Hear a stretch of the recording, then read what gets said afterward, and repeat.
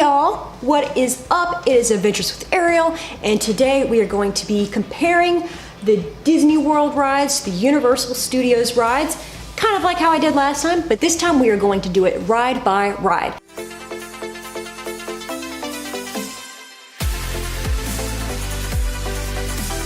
I love all of these rides that I'm about to talk about, and I mean no disrespect to any of them. I got my favorite Disney shirt on and I am ready to compare these rides, so let's get on with the video. So if you love roller coasters as much as I do, I would recommend both the Hulk at Universal Studios and Aerosmith's Rock and Roller Coaster at Disney World's Hollywood Studios. Now, what both of these rides actually share in common is they both have very fast starts. The Hulk start is 0 to 40, and Aerosmith's Rock and Roller Coaster is 0 to 60. The Rock and Roller Coaster is a little bit more thrilling to me because they kind of count it down. Once it just zooms forward, the Aerosmith music starts playing and it is just a thrilling experience. I love that start. I would say with all of the Hulk's loops, twists, turns, the Hulk is probably the more thrilling coaster.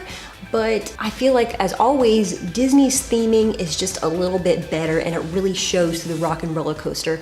There's a whole story behind it, and there's a little bit of a story with the Hulk too, but with Rock and Roller Coaster, the queue line is really fun, and you see other people taking off in the limousine before you get on, so that also kind of builds up the anticipation. I love Aerosmith, I love the music. It's just a very kind of unique coaster, so I'm gonna say, as much as I love the Hulk, Aerosmith's Rock and Roller Coaster wins by just a little bit. Next, we are comparing Star Tours to the Amazing Adventures of Spider-Man.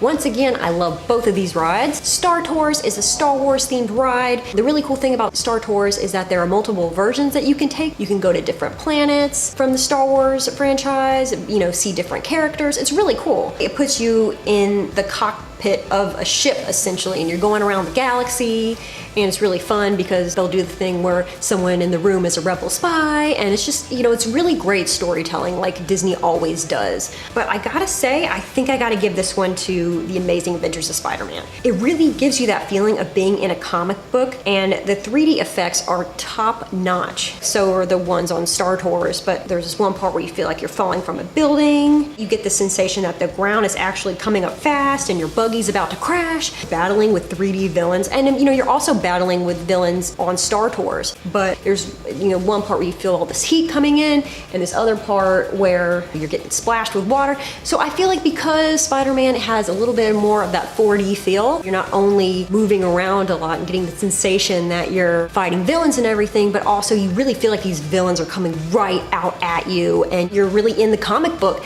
So I gotta give the edge this time to Universal. Amazing Adventures of Spider-Man, you win this round. So next we're gonna compare the Twilight Zone's Tower of Terror at Hollywood Studios to Dr. Doom's Fear Fall in the Marvel section of Islands of Adventure at Universal. So what do both of these rides have in common? Well, they're both drop rides. They go up and down, up and down. Dr. Doom's Fear Fall is just kind of up and down, traditional kind of outside drop ride. I have to say, Tower of Terror beats this one by a lot. What it does differently than most drop rides is it's got this really atmospheric line cue before you get on the ride. These cast members that play these bellhops are actually pretty good actors, usually really good at what they do, usually, you know, do a very good job at building up the tension and just trying to creep you out in general. You just feel like you're in this old abandoned 1930s hotel. Even when you get into the elevator, you know, you're treated to this Twilight Zone themed experience, and the lights go out, there's this kind of eerie silence, and then you just start dropping. They do something that no drop ride has ever done before and still has not done to this day. Twilight Zone's Tower of Terror most definitely wins this round.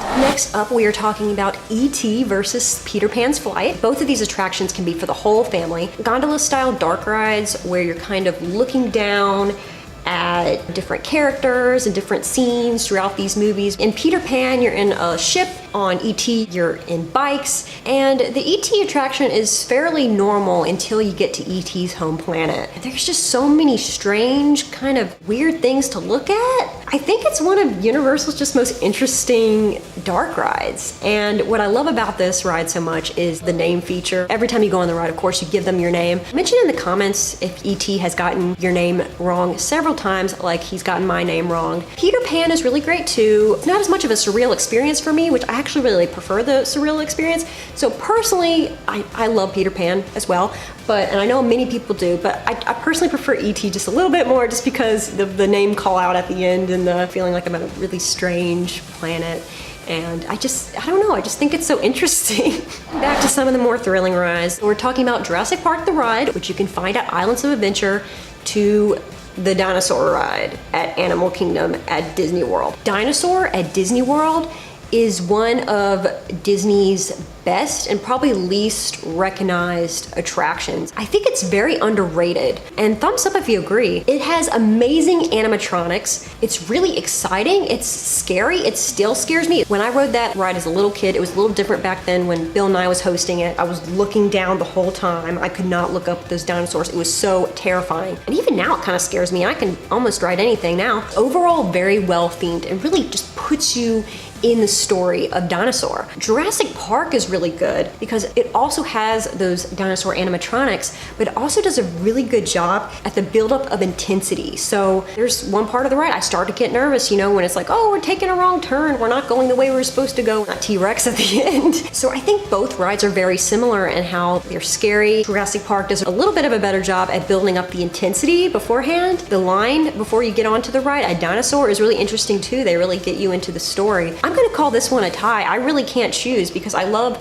the thrill of both rides, and the dinosaur animatronics are absolutely amazing on both. Next, we're talking about the indoor roller coasters. We're comparing Revenge of the Mummy to Space Mountain at Disney World in Tomorrowland. Space Mountain is basically a roller coaster in the dark. It's still running off that 1970s design, and the ride itself is a little bit rough. I love the retro aspect to Space Mountain. I love the old time, like futuristic feel from the 60s and 70s, back when they thought we would be living in the space age by 2001. Space Mountain can be really thrilling, flying through the stars. Absolutely love that feeling. I think the storytelling in The Mummy is a little bit better. You're going through this cursed Egyptian tomb, and your car is interacting with various scenes, such as an audio animatronic mummy. One room utilizes wall projection and fire effects. Mummy warriors are popping up on either side. And then there's a part where you actually go backwards for a while. I love that backwards roller coaster experience when you all of a sudden you're on a summer ride and you start going backwards. After that, the car turns around